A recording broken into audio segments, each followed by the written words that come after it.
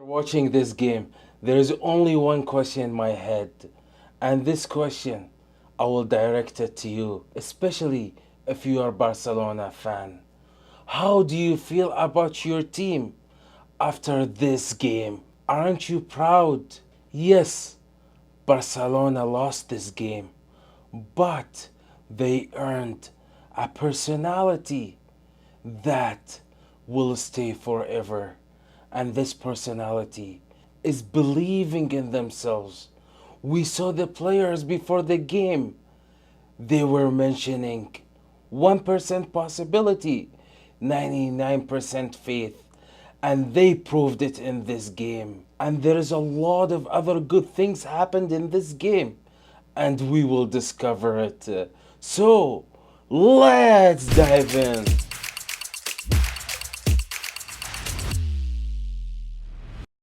This belief and confidence, we've seen it in the beginning of the game. As soon as the game started, we've seen Fermin Lopez was able to shoot from the box.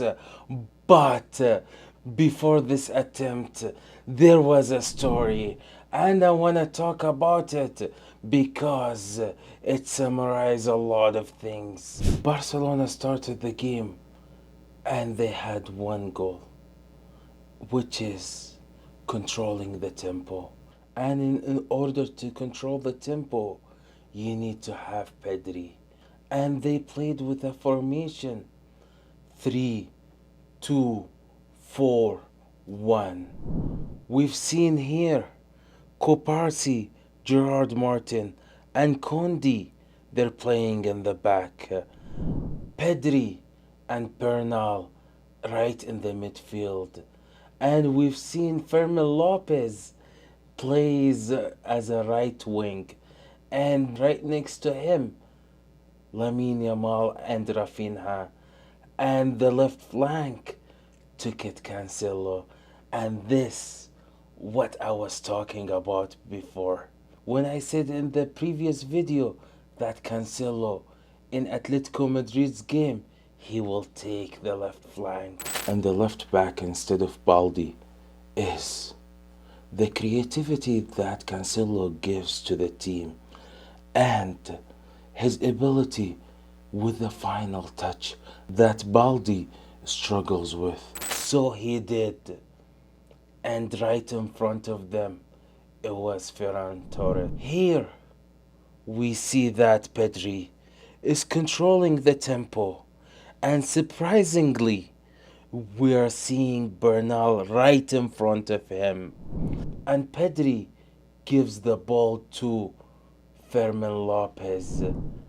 And Fermin Lopez gives the ball back to Koparsi. Koparsi to Gerard Martin. Gerard Martin to Cancelo. And here we see Cancelo takes the player 1 versus 1. But right away, we're seeing the impact of Pedri with the ball recovery. He was able to recover the ball and give the ball to Fermin Lopez, who had a shot from outside the box. And here we highlight one thing, that Barcelona was missing Pedri in the first game, especially with the starting the attack and the ball recovery. And here we see his quality. Beside his ball recovery, Barcelona missed his vertical passes. We've seen him give an amazing pass to Rafinha, but unfortunately it wasn't utilized in efficient manner.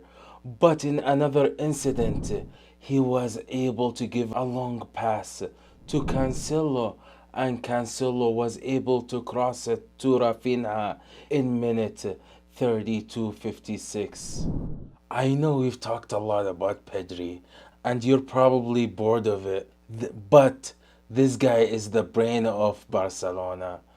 Let me take you to the goal that Barcelona scored against Atletico Bilbao, and it is the winner goal. In this attack, Pedri went to the left flank. We've seen here he attracted 5 players around him. And therefore, that created a space for Lamine Yamal on the right flank. And Pedri in this moment, he carried the ball to the central zone. And at this time, we've seen Fermin Lopez does a smart move.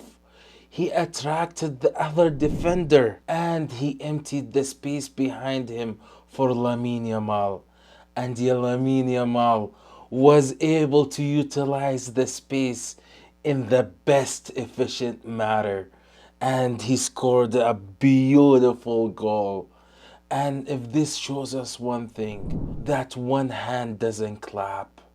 What I mean by this, Lamine Yamal is doing a fantastic job in this season, but without Pedri, he can't carry it all. There is a player that I want to highlight, and probably he performed his best game ever today. This player is Marc Bernal. Marc Bernal, after a long injury, he came back this season. And Hansi Flick didn't rush into getting him into the system right away. He waited till January to interrogate him in the team. And in the last 5 games, he was able to score 4 goals. But the tactic that Hansi Flick started following in the recent games is involving the midfielders in the box. What I mean by this, you'd see Cancelo or Lamine Yamal, when they cross, you'd find either Bernal or De Jong. In the past games, they go inside the box to receive those balls and score goals. We've seen this happen in Levante's game. And as well, we saw Bernal. Today, he was able to score the first goal after an amazing individual skill from Lamine Yamal crossed inside the box to Bernal. And in the second goal, we've seen Bernal. He was in the box after an amazing cross from Cancelo. And as well, in minute 55-30, he was in the box and had a shot, but the goalie was able to save it.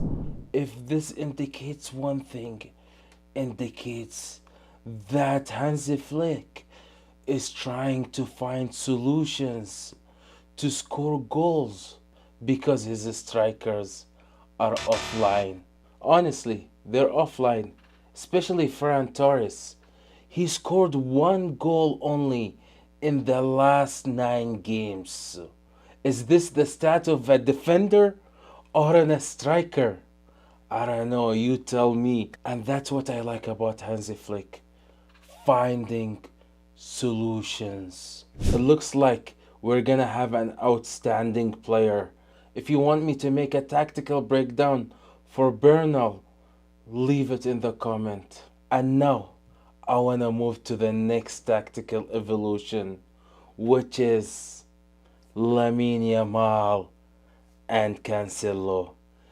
If you guys remember 2 episodes ago, when I dropped a tactical breakdown for Barcelona in 2026, I told you guys I want to see Lamine Yamal and Cancelo play in the same side, and they will remind us of the good old days, Lionel Messi and Alves, without comparison. And in today's game, we saw a glance of that. In minute 32-54, we've seen that Cancelo overlapped Lamine Yamal. Lamine Yamal played an amazing back pass to Cancelo, and Cancelo was able to provide an accurate cross to Rafinha, but unfortunately Rafinha wasn't able to score. But in another attack, this attack amazed me. The reason behind that, the way it started with a composure from Pedri, a quick pass to Fermin Lopez to Lamine Yamal. Lamine Yamal was able to give it to Cancelo, and Cancelo shooted it, but the keeper was able to save it. But here, I want you to take a look. See Cancelo, how he underlapped Lamine Yamal, and he played in the half space. His position was amazing. I want to take a moment and thank you for being here. If you enjoyed this content, make sure you subscribe because that would help us a lot. It's really appreciated. What I like about this pair, Lamine Yamal and Cancelo, you feel like they don't need to play many games to understand each other.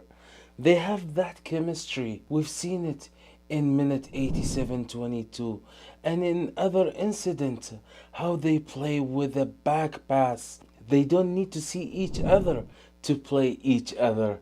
Wow, wow, wow, wow. I just hope one thing, that Cancelo gets back into shape, because obviously he wasn't in the shape when he came back from Saudi, but he will be crucial in the upcoming games, especially with the absence of Kondi and Baldi. This game, if it showed us something, it showed us that Barcelona are able to create dangers through different ways.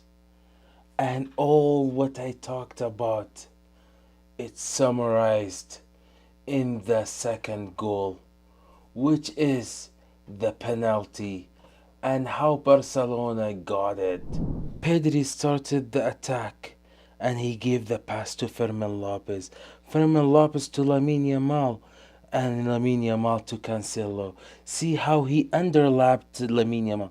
Lamine Yamal made the skill and the move.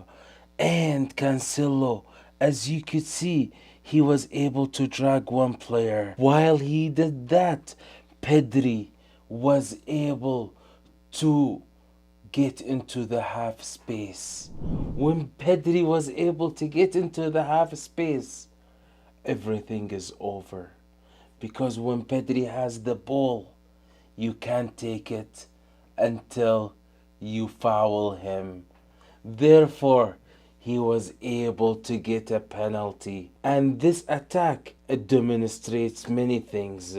The first thing is the underlapping between Lamine Yamal and Cancelo.